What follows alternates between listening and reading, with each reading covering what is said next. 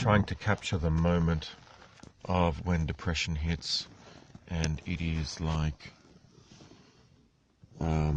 like gravity has increased tenfold, and even to move one's head and to speak or to go out in public is like trying to fight against a behemoth. This is what happens.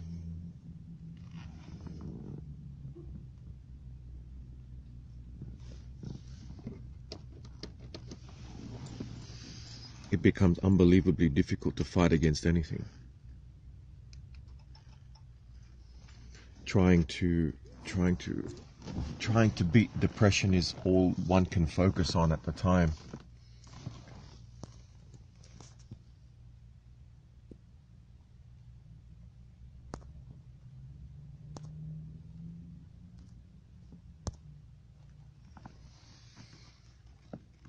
It requires the strength of 1,000 men to even lift one's head. That's normally how it feels when depression wants to leave you dead. It wants to murder your soul. I've said this before. It wants to cut off your head. It wants to have between you and your soul the shed and the shedding of one's skin. It wants to lock me in this vehicle where I remain frozen forever as though sleeping, well, not sleeping beauty, but sleeping something. And it wants to keep me forever imprisoned with thoughts of nightmares from which one can't wake up. It's pretty horrific how it works. I had so many things that I needed to do.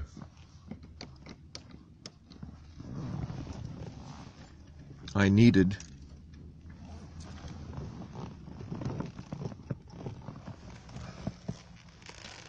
to be awake. I needed to do Gabversity. I needed to do languages. I needed to study. I needed to do exercise. I needed to go Uber and try and make up money for the week. There were so many things I needed to do. And all of those, like trying to bust through a door all at once and none of them getting through, was exactly what occurred.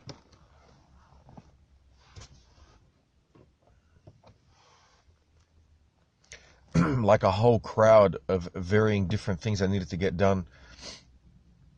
A stampede was what was caused, and in the end no one survived.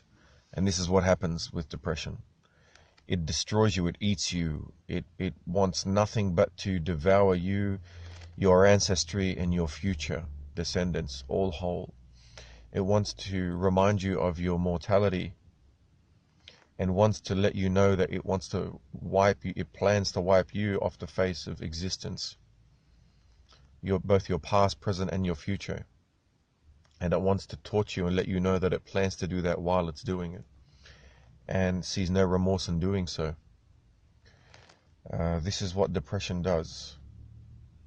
All of these things I wanted to do and none got done, because depression made the eye of the needle the door hole for which the camel of productivity wanted to get through. And as we said, the camel cannot pass through the eye of the needle, which is actually a mistranslation. But we don't have to get into that here. So none of it got done. None. This is the problem when too much. Well done. Good memory. Very good. Very acute observation, my friend. Very acute observation.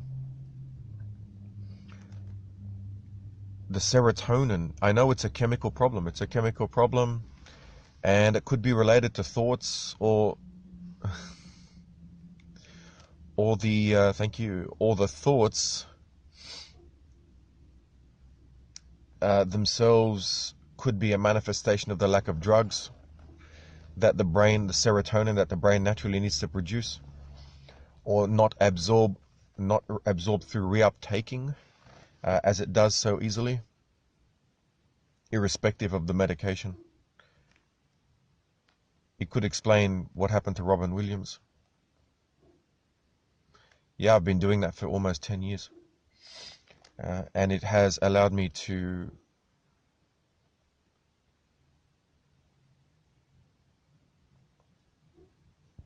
very good. So you have quite a bit of background. That's excellent. Well, that's great. It makes my job much easier. It might be the desire to have everything else done all at the same time, which can cause an anxiety attack. That might be what it is.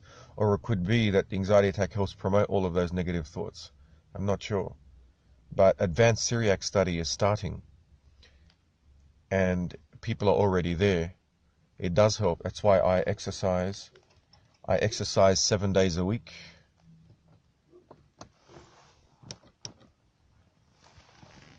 Everything I do revolves around making sure that I can survive as a human being. And the last 11 years has been pushing my body further and further away from the dark days of wanting to annihilate itself. Yeah. So all of these are great physiological techniques to help physically prevent you from falling into the black hole. But the force, the behemoth, the monster, the demon still chases you down every hallway of life. It waits for you. It waits for you to slow down for an instant so that its breath can get close and you feel it breathing down the back of your neck. Times like this, it gets close. It gets close. Yeah. Sometimes it gets close. And at those times, I run the hardest I possibly can with every piece of strength that I have.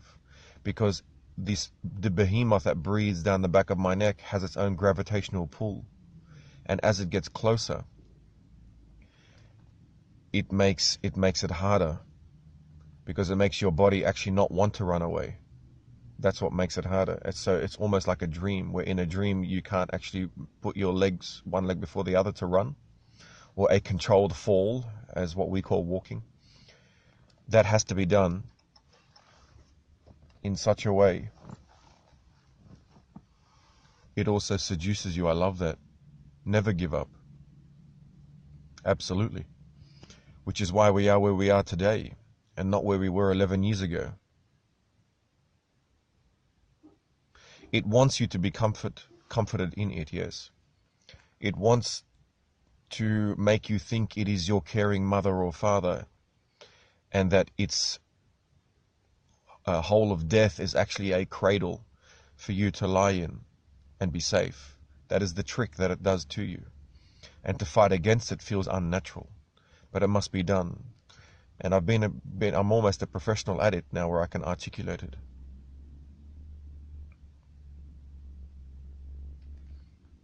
Q Electron knows their stuff. Clearly they have been thinking about this for a while.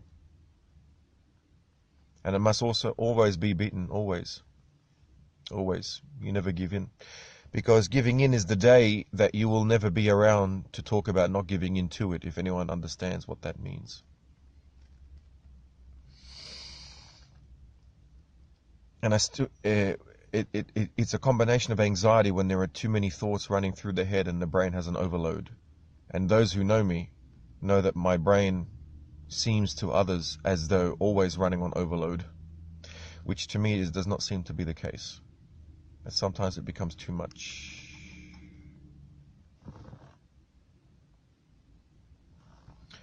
And then we deliberately push ourselves up and breathe deeply and get onto Periscope and share it with the world so that they may be shocked into understanding what it can be. The disease that is invisible to those who stand there and wonder what it is that that person is talking about. And yet those who understand it don't see what I'm saying as a riddle, but the reality from which they dream to escape from with every breath that they take, with each moment that they are still alive. Yes. Likewise, my friend, likewise. So class has actually started. And I'm doing everything I can to push my body to get up and go and do it. But sometimes being around people is extremely difficult. Sometimes my brain is even more sensitive than usual to other humans and to sounds. And my body resists being around humans. As what's going on, sorry. Interesting. So about 300 yards away, there is a car waiting to move, and it was causing an interesting frequency because other cars going across the main street, like a T intersection, were blocking out the car's headlights and making them reappear. So it gave this strange reflection of the light 300 yards away onto one section of my vehicle. So these are the little things that the brain, it is as he says. These are the things that cause the brain to become hypersensitive. Or this is what the brain notices when it is hypersensitive. But the autistic brain is hypersensitive in general.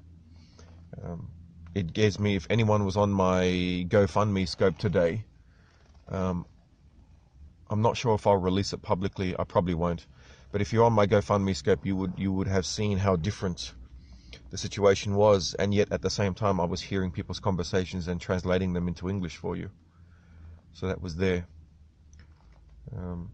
I don't know when it will pass, but I thought in the meantime it's important to share it with you for the benefit of those younger and those older who have children that are the younger.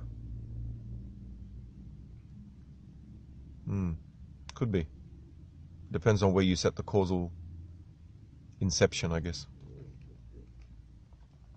So that's the story. Sorry, it's not a scope that was as potentially informative of anything in today's world events. But I guess depression is something that people need to be wary of. And the thoughts that run in one's head during those times are thoughts that the brain selects to continue to punish you. So did I do my Gapversity today? No. Did I do any study today for physics? No. Did I do any languages? No. Did I go do gym? No. Did I go to Syriac class? No, even though it started 7 minutes ago and I could go right now. And I need to go right now. And yet my body stays here. And what's funny is that the more my body stays here, the more upset I get. Because I know that I'm missing out even though I don't have to miss out. But by getting up and going, there is a severe pain, almost like a ghost of a woman screaming through the halls of a haunted house, and the chills that would rip through every molecule of your bone and nervous system. That is the feeling that I would get if I get up. And so my body sits here and does nothing. And I thought, well, if I am drowning in the quicksand, at the very least I can periscope it so that other people can be aware of what to look for in their children, to perhaps understand it in a way that they may not otherwise have been able to ever understand. Something that they can perhaps share with their children and help identify with them on and in.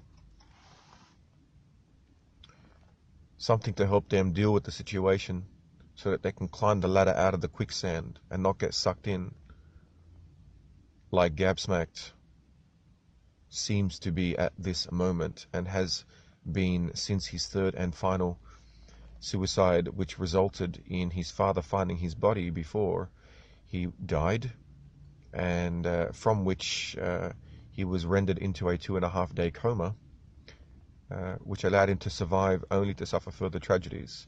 But of course there is much beauty, and I'm aware of that, and you have been privy to much of it through our beautiful Periscope chats, especially if you are on the GoFundMe or on the Funscopes. We have a lot of fun together. But there is a price to pay for the intellect with which I have been both gifted and cursed. Absolutely. And the price to pay is the pain that I feel in short bursts, much like a supernova, represents more pain than all of humanity for an instant. And when people say they wish they had my brain, this is why I tell them, no, you don't. You do not.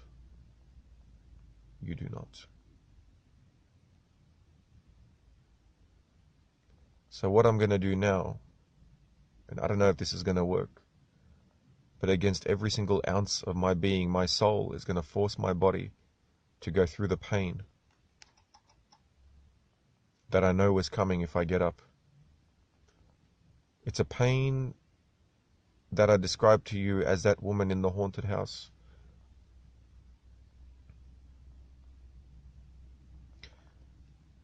Their origin is still a mystery, but they seem to happen on Friday nights. And in fact, my ex-fiance, when she writes her chapter in the book, she tries to discover where these emotions, these emotional episodes arise from and their duration. So this part of her chapter is documenting these episodes with memories that I do not possess, of which possess memories I don't possess. No, that came out wrong. But I can hear my voice rate speeding up. I can feel the serotonin perhaps drip back into my bloodstream. And that means that I'm now climbing out of the episode.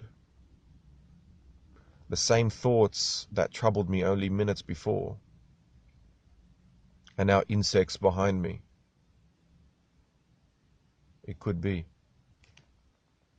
It could be a culmination of a series of tragedies which represents my life, which I do try to put aside most of the time. But sometimes, like a rubber band, they rush back, and almost like a 100-meter sprint, they all rush towards me as if I'm the finish line, and they are approaching me, ready to tear that line into pieces. What's amazing also is that when I'm depressed, my level of poetry skyrockets through the roof, which is why this video will probably be one of my most powerful, despite it being one of my most regretful. Because it is not my desire for anyone to know this dark side of the Gerbsmacht. But at the same time, my desire for other people to avoid this pit of nothingness is greater than my desire to keep this to myself. Why, thank you. Pre-order my book. There you go. I smiled and I made a joke. So that means I'm definitely getting out of it. Yeah, I think I'm possibly getting out of it. Yep. Comedy and tragedy. Okay, I have a new thought in my mind. The new thought is, you are a role model to a huge amount of people. And you are an inspiration to an even larger amount, which is growing by the day. And for this reason, you have an obligation to keep going. Not only that, but all the languages and all the university that you taught yesterday is enough to cover 1 week for a regular human being, maybe 1 month. So don't worry if you missed out on one day. That's right. You are a generous human being. Thank you. I also must remember that today, today I received an email from the nuclear science facility, the largest in the southern hemisphere. And I got my golden ticket. They said, Gabriel, congratulations, as you have been nominated to represent your university and Australia in coming to our nuclear science facility and being part of us for a week. That's exactly right. And this is all obvious, right? But when depression kicks in, it covers all of that. It covers the light. Thank you. It covers the light, and what's left is only the darkness. But now, as I'm talking to you, the light slowly burns through that cover of depression.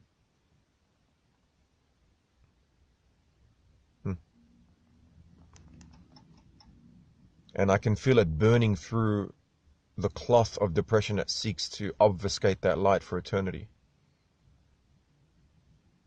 And death will come for all of us, but that light will shine. That light was lit within me from others before us. That's exactly right. And that light is now burning through the cloth of depression. and I'm going to walk into that class late. And who gives a rat's backside? Because yet again, I survived another episode. Yeah, I've been on constant medication for 10 years. Thanks to you guys, I survived another episode. And until the next one, I will continue to be a light and shine what was lit within me until the day that it is decided by this universe to shine no more.